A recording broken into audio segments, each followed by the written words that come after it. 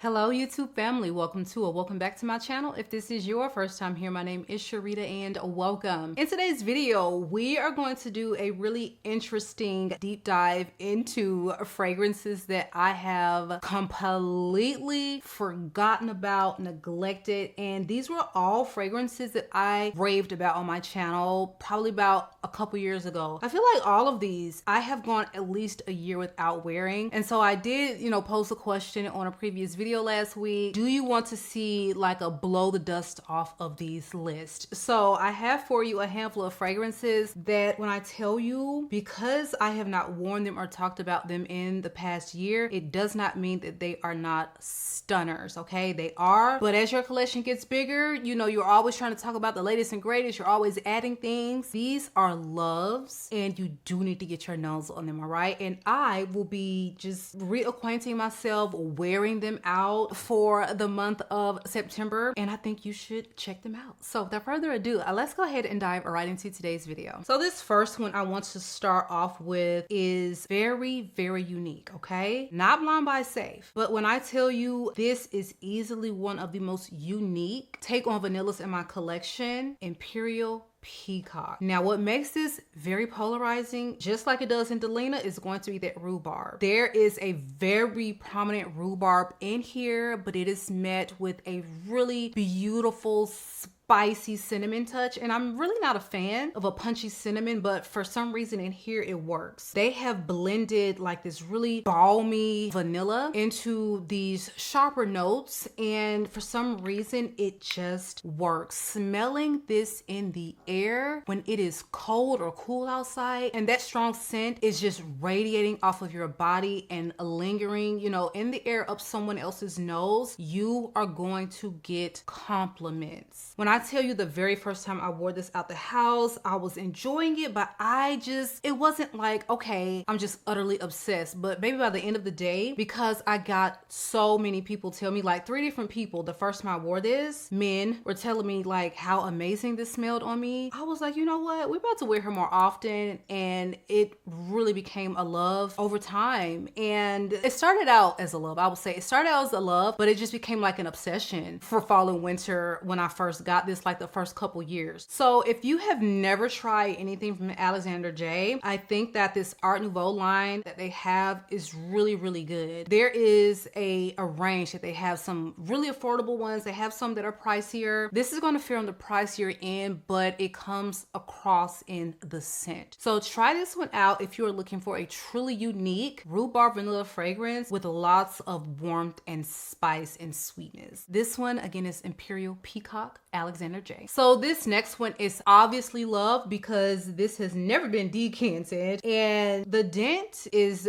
denting, okay? Sakura by Gourmande Jane. I really, really, really think this is one of the best, in my opinion, well done cherry blossoms on the market, because the Sakura in here is the star. It is so beautiful and it's almost like it's a little fresh, it's floral, there's almost powdery warmth to it, and it's like you ain't smelled no cherry blossom like this. I'm just telling you front and center. It is so beautiful, and I just think that this is probably going to be one that is more suited for spring and summer, but it is still hot, okay? It's probably going to be about 90 degrees here in Atlanta today, so you still have plenty of time to wear this. Again, it's got this musky, cozy quality about it, so even if it gets a little cooler throughout the day or the evening, it's going to still just wrap you in a little bit of comfort, and that is what I love about this fragrance. So this one opens with green notes, pink pepper, lime, bergamot, coriander, and mandarin orange. You have middle notes of cherry blossom, osmanthus, cyclamen, freesia, violet, water lily, and rose. And you have base notes of cedar, sandalwood, musk, amber, tonka bean, and Madagascan vanilla. So again, it's very complex, but this is going to be one that is very easy to wear. It's floral, but I think out of all of the florals that we've mentioned, it's going to be a powdery cherry blossom, gorgeously done fragrance, all right? Again, this one is Sakura from Gourmande Jane. Now this next one is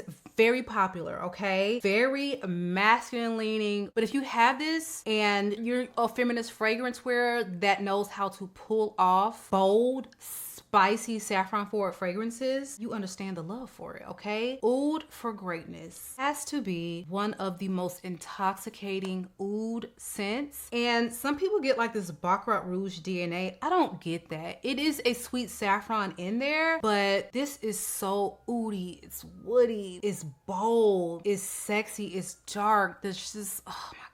I have to just stop and just take a moment whenever I smell this fragrance. Beast Mode, like very cult classic fragrance for the house. So if you're looking for something that is masculine leaning, that's got a sweet nutmeg oud thing going on and tons of saffron, try this one out. You can sample it because you will be able to see, you know, what you can expect scent wise because it's such a powerful performer. Even if you get a little 2 ml decant, try it because this one just hits like no other and it will be getting worn this fall. Next one is a pearlescent Parfums fragrance, and oh, this one definitely has a sizable dent. Definitely more so for summer. When I got this, I had never experienced a honeydew forward fragrance that just hit, okay? Powerful performer, but still very melon forward, and it wears so unique to anything in my collection. This is Sunscape. I also wore this around my sister, gave her a decant, okay, because she loved it so much. Honey, she is on like bottle number 2. Like 2 is almost empty, so she's about to be on bottle number 3. For some reason, she loves layering this with so many fragrances and wearing it on its own. But this has a lot of heft, a lot of muskiness to it, and it's a very robust, fruity and sweet scent. So you actually could continue to wear this into the start of fall. So this fragrance has notes of melon, brown sugar, solar notes, lime, ginger, olibanum, incense, bergamot, vanilla, sweet orange, violet, and bluebonnet. So when you smell this, you're not going to see like musky notes listed in the breakdown, but the solar quality of this is so, like, when I say solar, baby, the sun is in your eyes, it's in your face. There is something very musky, ozonic,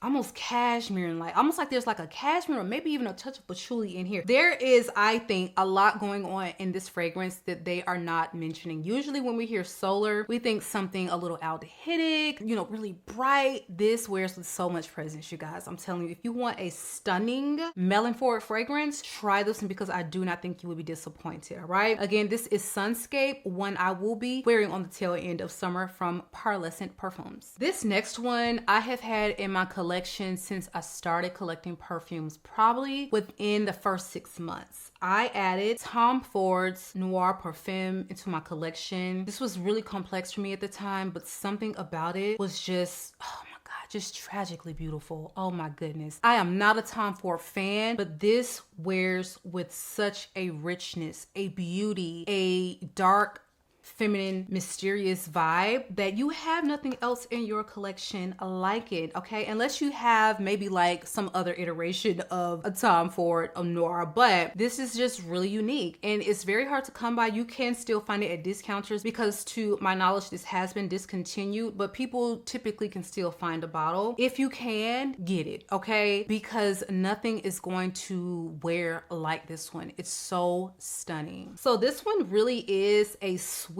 like woody, ambery vanilla, but you also have this creamy facet to it, and it's hard to describe because even though I'm going to read you off the notes, there is so much more going on in this fragrance, and it's just really a scent that is going to be hard to put into words. It's just something you have to try to understand what you're going to experience. A lot of Tom Fords, their darker scents wear with a richness and a complexity, and that's exactly how I would describe it. So this one opens with notes of bitter orange, ginger, mandarin orange, and bergamot. You have middle notes of kulfi, which is like an Indian spiced dessert. You also have rose, orange, blossom, and jasmine. And you have base notes of vanilla, amber, sandalwood, and a mastic. So yeah, if you can get your hands on it, if you're looking for something dark and sexy, feminine, and a little gourmand, then try this one out, you guys. Tom Ford Noir Parfum. So the next one up on this list is a gourmand. It's actually a gourmand that you can wear in summer, like date night sexy. That's what I would categorize it. But if you take it into fall and winter, you can just wear it anytime because it's very spicy, it's rich, it's delicious, and it's so unique to my collection. This is Mystic Sugar, okay? And this is from the house of Corterno. I have not worn this in quite some time. And this is without a doubt one of the most unique takes on a pineapple fragrance that I have, because you have things like pineapple and chocolate and almond blossom. It's just, who thought to layer all that together? I don't know, but it works so beautifully in this fragrance. So this fragrance opens with pineapple, almond blossom, and orange. You have middle notes of cardamom, ginger, jasmine, cacao, and tonka bean. And you have base notes of sandalwood, amber, and vanilla. The base is tea, okay? We love a base of amber, vanilla, and sandalwood, okay? But baby, the sexiness of this is going to come from that mid. The warmth of that tonka bean and that cacao, the cardamom, it is done to perfection. It's so delicious. You almost have to like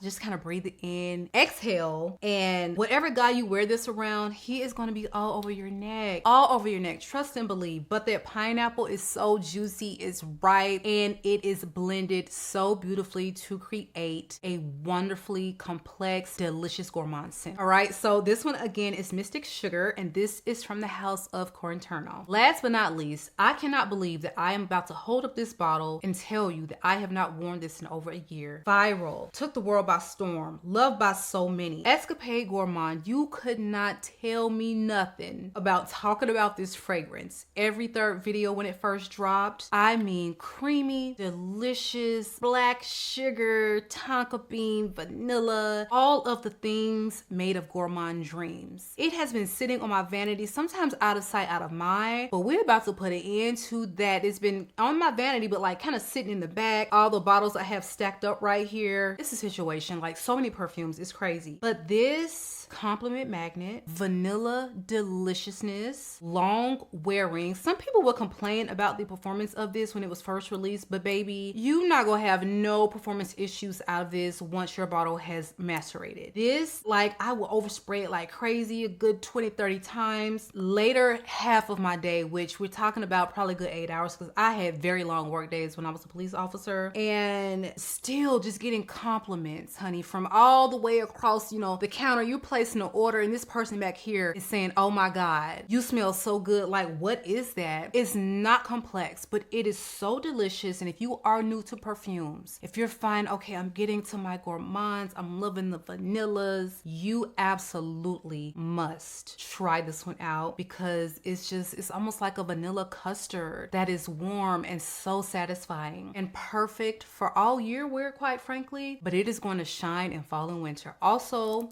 a layering staple, all right? So again, this one is from the house of MAISON MATAHA, Escapade, a Gourmande. So that is it for me, you guys. Please drop me a line below. Let me know some fragrances that you love. They're good, but you have not worn them. We need to take them on out. We need to wear them. We need to blow the dust cobwebs off and give some of our older classic loves some love, all right? So that is it for me. Be sure that you are subscribed. I love you all, YouTube. Give me a big thumbs up, hype me up, and I will catch you guys on the next one.